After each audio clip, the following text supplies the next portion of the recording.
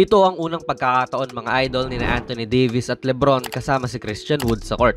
Hindi natin masasabi na ito ang kanilang big three talaga, pero for sure isa rin po si Christian Wood sa mga magiging leaders ng Lakers lalo na off the bench. And sa tingin ko, magiging fixture sa Lakers ang ganitong looks para kay AD. Kahit pa naman noong nasa Pelicans pa siya at noong iba pa ang coach nila sa Lakers, laging nagkakaroon ng chance po si Davis na mag-ISO kontra sa kalaban niya. Paano ba naman? Siya ang number 1 option ng Lakers eh. So wala siyang kakampi na nasa paligid niya para mahila rin ang depensa papalayo. Pero ang kagandahan nga sa Lakers team na to ngayon, okay ang kanilang shooters talaga. Hindi mo masasabing mga snipers from deep, pero kumpara mo sa team last year noong hindi pa sila nagtitrade, better to di hamak. Itong si Austin Reeves, 40.3% sa mga catch and shoot niya sa 3 last season.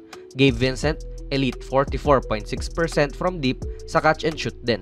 Wood, 41.8% catch and shoot threes, and sa same na kategorya, si LeBron naman ay 34.9%. Lahat sila mga idol ay better na catch and shoot shooters kaysa sa mga hindi nila catch and shoot na tres. Which is a good thing syempre dahil kung andyan ka sa tres, panigurado maaari kang malibre dahil darating ang help defense patungo kay Davis. Si Reeves, libre na. Miski sina Wood pati LeBron. So hindi natin masasabi na yung stats nila ay mananatiling ganon sa paparating na season. Pwede kasing syempreng bumaba yan or tumaas. Pero mahirap iwanan si Reeves pati si Wood. So mapapaisip talaga ang depensa dyan.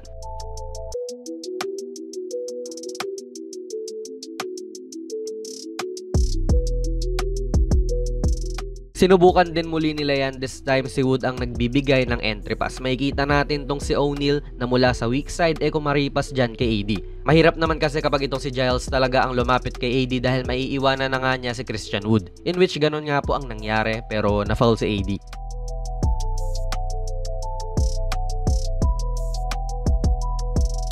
Sa pagsasama ng tatlo, tinesting talaga nila ang mga early attacks tulad nito na 19 seconds pa lang po ang oras sa shot clock, sumisil na po itong si Christian Wood dahil nakakuha na siya ng advantage kontra sa guard ng kalaban. So tulad nung kay AD kanina, dinumog na rin po si Wood dahil kung hindi, kakainin lang po ni Wood itong si DSJ. So ganun din ang concept, pwede mong i-kick out sa open teammate mo.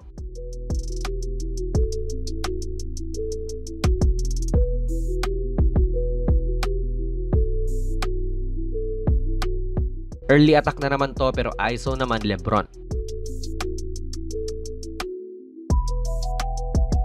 Dito, wala naman na sina AD at Wood sa court pero andyan pa rin ang emphasis ng attacking early. Gandang play nito na si D'Lo ay bumabackscreen kagad dyan kay Dinwiddie at nahigop niya na rin po itong si Claxton. 4 seconds pa lang ang nababawas sa shot clock nito kaya naging posible rin ang alley-oop kay Rui.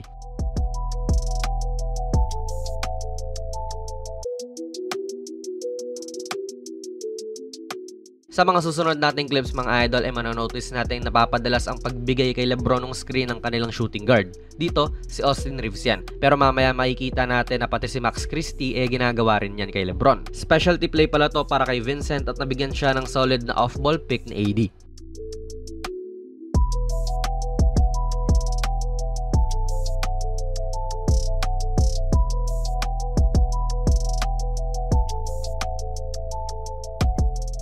Sa tingin ko, ang play na ito ay para siguro sa paghahanda kay LeBron na mabawasan ang kanyang on-ball duties. Marami na rin kasi silang creators sa team with D'Lo and Reeves na sanay namang nasa kamay nila ang bola parate. At easy shot po ang nagagawa ng play. Isang down screen lang ng shooting guard nila na si Christie, maluwag na kagad ang depensa kay LeBron.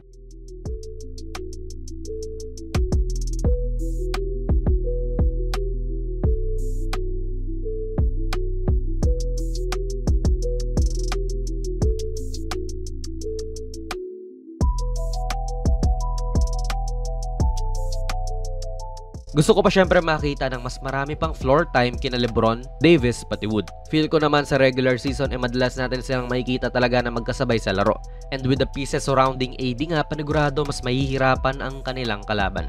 Brooklyn Nets pa to mga idol na sobrang daming magagaling na perimeter defenders, tila nagkakaroon ng synergy yung team nila lalo na noong first half. Although no bearing game pa rin naman to, tignan natin next preseason game kung may mapapansin pa tayo sa mga galawan nila mga idol. Pero kayo ba, ano ang napansin nyo sa laro nila kahapon kontra sa Brooklyn Nets? Ilagay nyo lang po ang inyong mga komento sa ating comment section down below. Kung nagustuhan nyo po ang ating video ay pipindot na lang idol ng like button, mag-subscribe ka na rin sa ating channel at ako nga pala si Jonas PB and as always, hanggang sa muli.